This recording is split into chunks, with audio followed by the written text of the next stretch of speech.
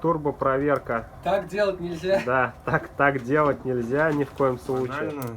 Стандартная зажигалка и хорошие сухие дрова. В частях топки вот такие вот выступы необходимы. Они еще и для модного в современном мире такого способа подогреть либо приготовить. Всем привет! С вами канал Печи Камины, я Александр. Рад приветствовать вас сегодня на одном из объектов, который делают наши хорошие друзья.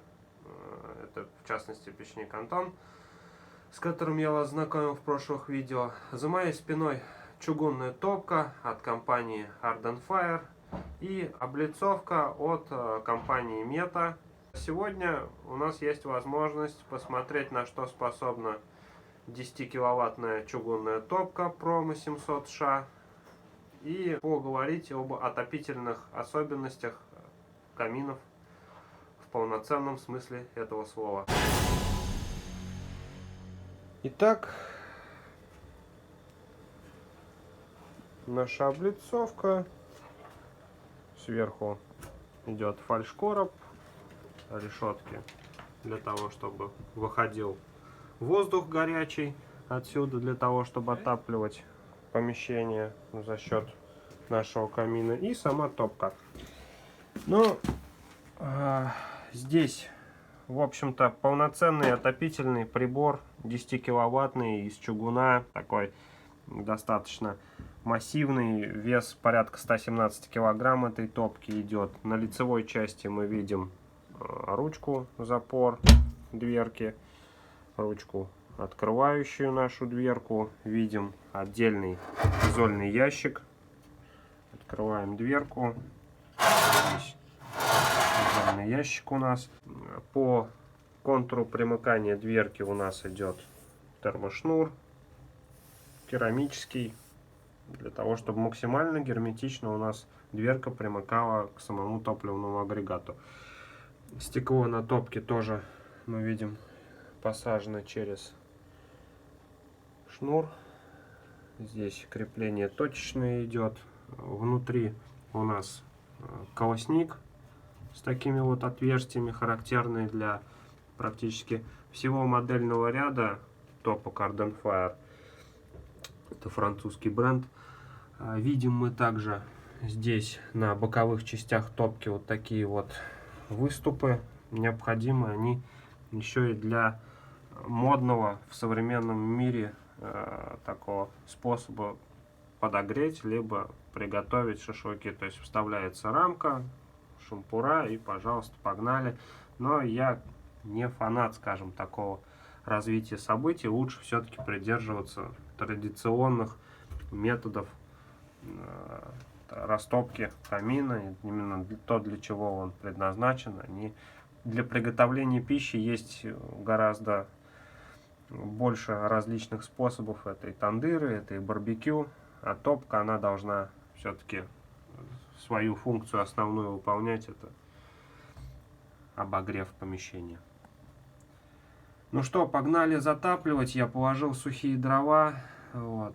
Сейчас будем осуществлять первую растопку. Сейчас я разжигаю нашу топку.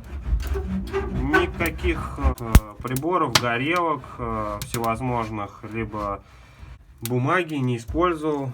Банально стандартная зажигалка и хорошие сухие дрова. Вот прямо-таки сразу дают возможность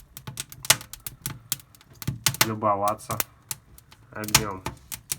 Ладно, сейчас посмотрим, что дальше у нас будет. Ну вот, топочка наша уже разошлась. Я подложил туда, постарался по максимуму заложить дрова.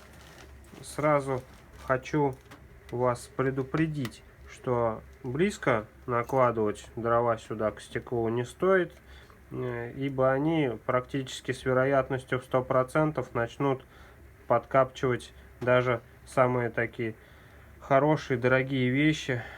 То есть стекло в любой практически топке из-за неправильности закладки можно закоптить. Так же, как и с сырыми дровами баловаться, так скажем. Сейчас у меня шибер на топке полностью открыт. Когда он открыт, ручка, соответственно, у нас до конца сюда вытаскивается.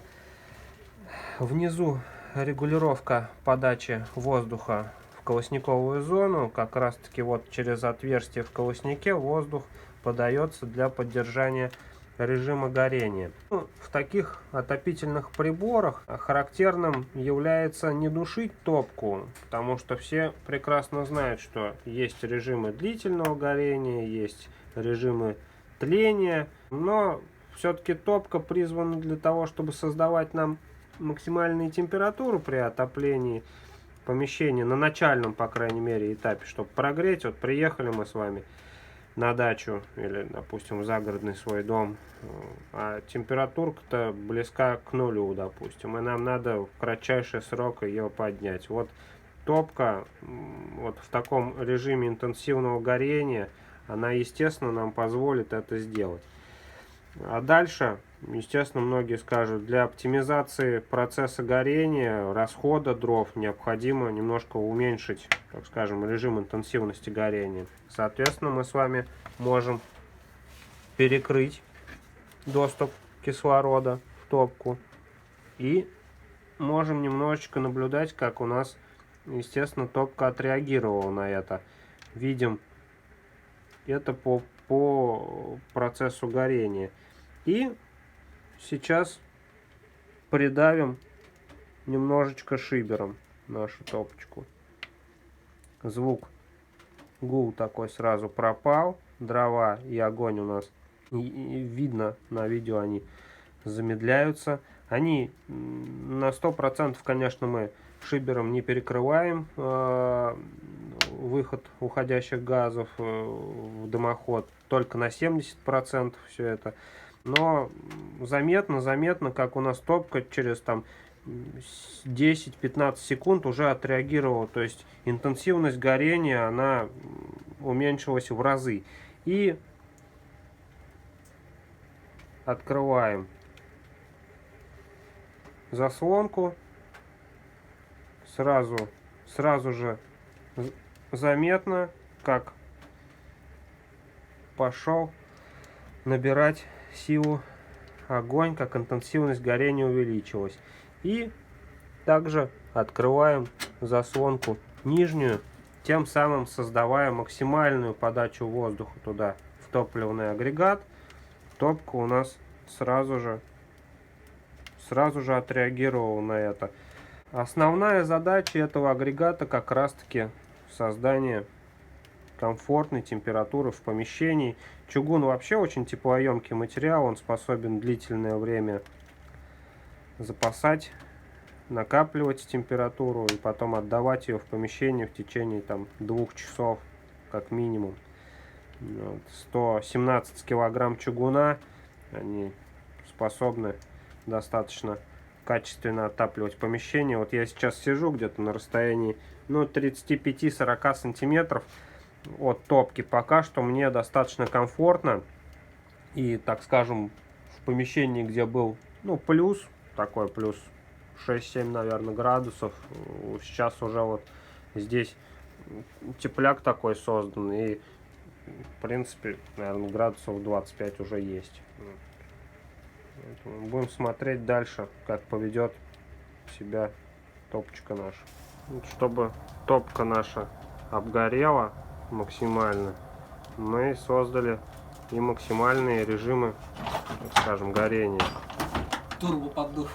Да, это турбо проверка. Так делать нельзя. Да, так делать нельзя ни в коем случае. Но так делать необходимо для того, чтобы проверить, во-первых, отопительный прибор на прочность. Чугун испытывает невероятные нагрузки еще после отливки, то есть есть моменты напряжения.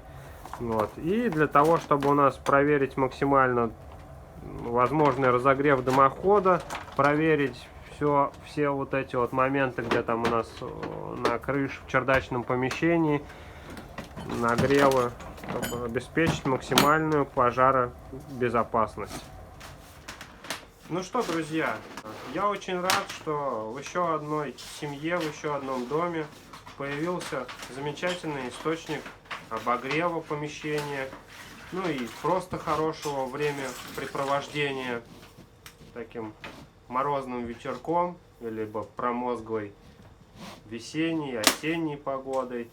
Чудо, как хорошо посидеть, погреться у такого камина. Облицовка от компании Meta Nota, но не нуждается в представлении, она сделана из искусственного камня. Основной ее отличительной особенностью от большинства облицовок является не маленький габарит, то есть ее очень удобно ставить вот как раз таки в небольшие помещения. И здесь она, я считаю, идеально вписалась. Она такого красновато-желтого цвета, текстурированный искусственный камень. И сердцем вот такого камина является, конечно же, наша топка от компании Ardenfire Promo 700Ш. Сегодня нам удалось посмотреть на режимы горения этой топки. Выводили мы ее и в максимальные такие отопительные режимы. Я думаю, что вот такой прибор, он способен дарить радость, тепло, выполнять свою основную функцию. А плюс ко всему, так как он у нас чугунный, он еще и достаточно долговечный. Это для тех людей, которые, в общем-то, ценят надежные, хорошие вещи. Таки оставляю вас 1 на 1 с игрой огня в данной топке. Прощаюсь с вами.